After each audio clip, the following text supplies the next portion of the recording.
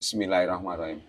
Agar analisa kita sesuai dengan SOP, tentu bolos semuanya harus paham urutan kerja dalam hal menganalisa. Yang biasanya dilakukan oleh bolos semuanya itu adalah dengan membuka sekuen atau power sekuen. Jadi power sekuen diagram ini menjelaskan urutan-urutan kerja dalam hal menganalisa. Mulai dari sumber 19 volt, kemudian nomor 1 ini adalah standby ke EC, nomor 2 nanti syaratnya EC, EC-nya wake up atau tidak. Lah hal seperti ini Anda jumpai di dalam skema yang masing-masing skema memiliki sekuen yang berbeda tentunya. Pagi ini saya akan menjelaskan kepada teman-teman semua istilah-istilah yang nanti akan Anda jumpai berkaitan dengan penjelasan masalah distribusi power. Istilah-istilah ini saya ambil dari guru-guru saya, seperti Pak Adi Dekas, Pak Maula, dan trainer-trainer terdahulu ya. Jadi tahun yang 2010 ke bawah itu dia sudah menggunakan istilah-istilah teknis power stage. Jadi nanti bedakan antara power state dengan power stage. Jadi stage. Power state itu adalah langkah-langkah menganalisa, ini langkah kerja power atau urutan kerja power. Coba Anda searching di internet, bahasa Inggrisnya apa? Power stage. Itu langkah-langkah hadirnya power. Hadirnya power itu tentu dimulai dari sumber dong. Sumber, standby, state S5, state S4, VS, state S3, state S2, state S1, dan state S0. Tujuan dari kita memahami kelompok-kelompok power ini, ini saya ambil dari Pak Adi Dekas almarhum, supaya ketika kita nanti mau menjamper power, itu sesuaikan dengan kelompok kerjanya, kelompok hadirnya power. Nah ini pentingnya Anda harus paham mengelompokkan power-power berdasarkan stage. Tentu di dalam menganalisa, teknisi itu analisanya mundur. Dari mulai state S0, kalau nggak hadir state S1, kalau nggak hadir state S2. Artinya supaya S0 ini hadir, syaratnya adalah ankornya harus beres. Seperti itu, Mas. Oke, kita coba ulangi lagi dari bawah. SOP di dalam menganalisa dimulai dari menganalisa power sumber. Kalau ini selaras dengan teori yang ada dari trainernya Bangladesh. Jadi dia ini berdasarkan state. State itu kondisi, kelompok kondisi ya. Jadi state S5 itu kelompok mana? State S4 itu apa saja? Suspend to disk itu kondisi seperti apa? Ini kondisi state. Kalau state itu langkah-langkah kerja menganalisa power. Nah, ini kita mulai dari masalah sumber. Sumber tentu kita sudah paham ada 3 ya, ada baterai CMOS, ada adaptor, dan ada baterai. Turunan langsung dari sumber kita sebut dengan standby. Berarti turunan langsung, Mas.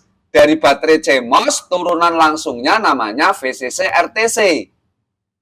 Dari adaptor dan baterai, turunan langsungnya untuk menghidupkan EC. Ini further di BMY harus paham. Perbedaan antara standby dengan main power itu beda, Mas. Ini further harus dipahami ya logikanya. Jadi turunan langsung dari sumber kita sebut dengan bahasa standby. Jadi standby-nya itu kalau DDR3 di kelompok EC dan RTC. Tapi kalau nanti DDR4 standby-nya ada PCH diambil oleh standby. Tapi yang penting logika kita adalah standby itu miliknya EC dan RTC. Jadi nanti kalau Pak Widi ini menjelaskan cek standby, berarti standby itu yang Pak Widi sampaikan adalah tegangan untuk EC kerja dan untuk RTC kerja. Kemudian kalau RTC dan RTC EC kerja ini sudah hadir, berarti syaratnya EC sudah terpenuhi, EC wake up, menghidupkan main power. Jadi state S5 itu adalah tegangan untuk menghidupkan PCH, di mana hadirnya melibatkan EC. Dipahami itu Mas? Ini bukan standby ya. Ini namanya main power atau state S5, tegangan miliknya PCH. Nah, tentunya kalau Anda sudah memahami dua parameter power ini, berarti kasusnya mati total, Anda nganalisa yang ini Mas, blok ini. Jadi ketika Anda nganalisa mati total, fire harus di 3 blok bawah ini. Nah, tentu kalau blok ini sudah jalan, dia mulai menghidupkan power stage S4, yaitu power-power yang mengarah kepada modul memori. Jadi kalau nanti Anda menganalisa memori itu, syaratnya ada istilah blok modul memori, ada bus data memori, ada kontrol memori. Ada 3 blok dalam nanti menganalisa di soket memori. Ya, yang S4-nya itu untuk menghidupkan modul memori atau RAM-nya, power RAM istilahnya. Nah, nanti untuk yang kontrol memori dan bus memori diambil dari state S3 atau VS. Nanti gabungan dari VS dan S3 untuk memori data atau kontrol memori. Ini ada 9 ya, ini ada 10. Ini ada 2 yang double. Jadi ada 10 jenis power.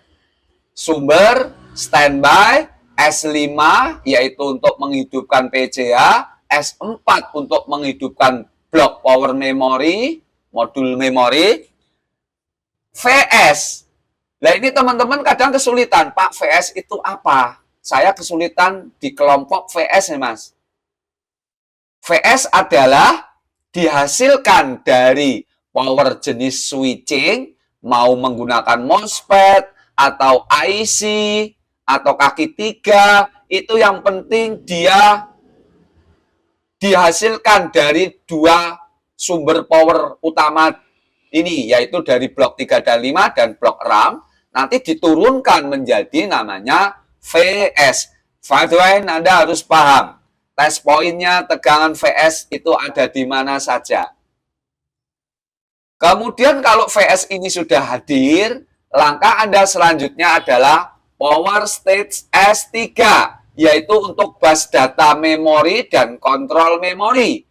Yang dimana bus data ini dan kontrol ini ada di PCH, ada di RAM, dan ada juga di CPU.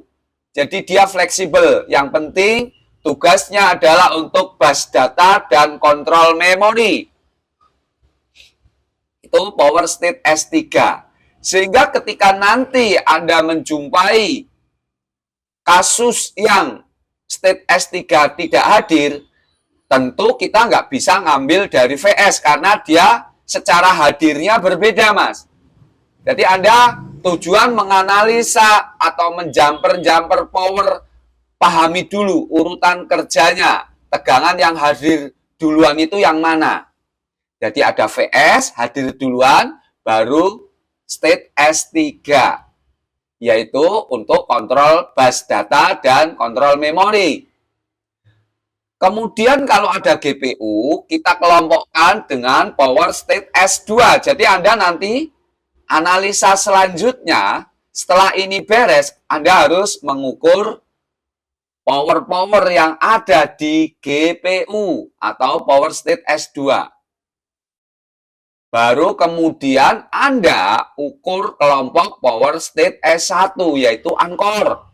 Jadi CPU kita bagi menjadi dua, ada core CPU dan uncore CPU. Ini dua ini tentu hadirnya berbeda, Mas. Cara hadirnya. Nah, yang terakhir adalah power state S0, di mana dia akan hadir perintahnya dari VR on, di mana VR on itu akan hadir kalau kelompok ini sudah beres. Nah, ini tolong dipahami Mas semuanya. Kita boleh saja justice, tapi harus paham kronologis dalam menganalisa power. Mudah-mudahan alurnya ini bermanfaat ya untuk teman-teman semuanya yang sedang belajar atau menimba ilmu dunia laptop. Ini adalah disebut urutan-urutan power, namanya distribusi. Jadi kita tidak boleh lompat-lompat dalam menganalisa. Tentu konsepnya kalau terutama di komputer, tolong gunakan SOP supaya bisa ketahuan kira-kira di blok mana powernya hilang, atau kalau ada kasus no display, di sirkuit mana yang harus kita analisa. Biasakan Anda menggunakan SOP, tentu nanti akan cepat mahir, cepat paham. Mudah-mudahan bermanfaat. Sekian dan terima kasih. Sampai jumpa di video selanjutnya. Matur nuwun.